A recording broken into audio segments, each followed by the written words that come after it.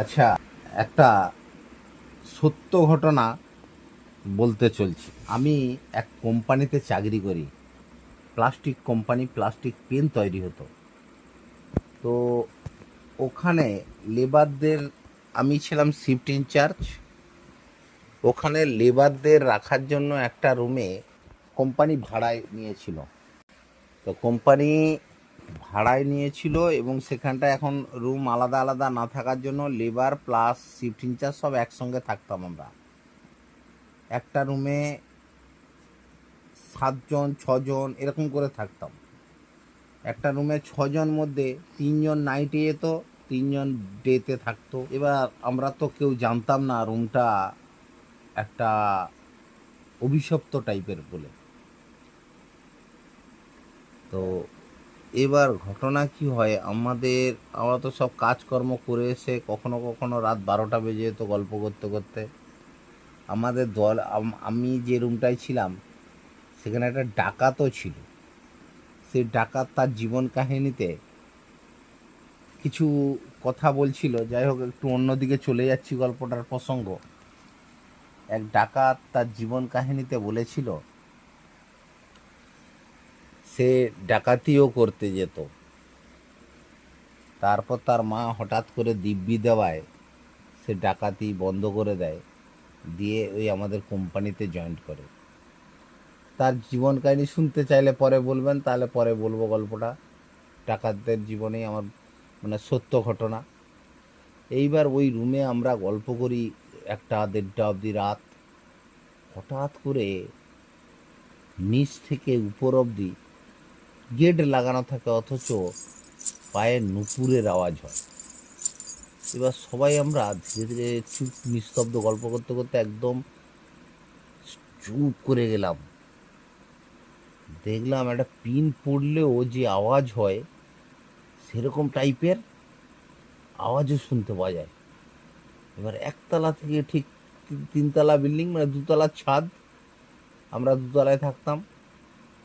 মোটামুটি ঠিক রাত 1:30 এইরকম টাইমে নুপুরের আওয়াজ পাওয়া যেত, পায়ের নুপুরের আওয়াজ।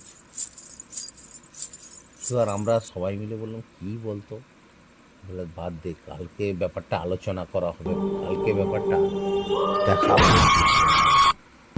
এই ভেবে আমরা চুপ করে শুয়ে পড়লাম। একটু ভয় পেয়ে গেলাম, যে 3-4 জন ছিলাম আমরা, একটু ভয় পেয়ে গেলাম। এইবার কিছুদিন যায়, এরকম করে আমরা গিয়ে কোম্পানিতে আলোচনা করি ব্যাপারটা। কোম্পানি বললো এখন যেহেতু রুম পাচ্ছি না, ওটায় থাকো, দেখি রুম পেলে আমরা। ওটা তো অনেক টাকা ডিপোজিট দিয়ে রুমটা রেখেছিল, তাই কোম্পানিও রুমটা চেঞ্জ করছে না, বাধ্যতামূলক থাকতে। এইবার হঠাৎ একদিন এইরকম আওয়াজ হয়। আওয়াজ হওয়ার জন্য এবার আমরা, বাড়ির মালিক খুব বয়স্ক বুড়ো আর বুড়ি, ওনার আর কেউ নেই, একটা মেয়ে আছে, মেয়ে অন্য কোথায় থাকে, বিবাহিত, বিয়ে হয়ে গেছে। মাঝে মাঝে আসে। তারপর কিছুদিন থাকতে থাকতে ওই বুড়ো বুড়ি দুজন মেয়ের বাড়িতে চলে যায়।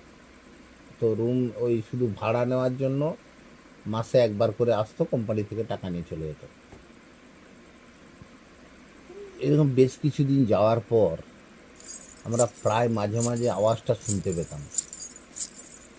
হঠাৎ একদিন পাশের বাড়িতে কি কথা প্রসঙ্গে বলতে বলতে একটা বয়স্ক লোককে ব্যাপারটা বললাম।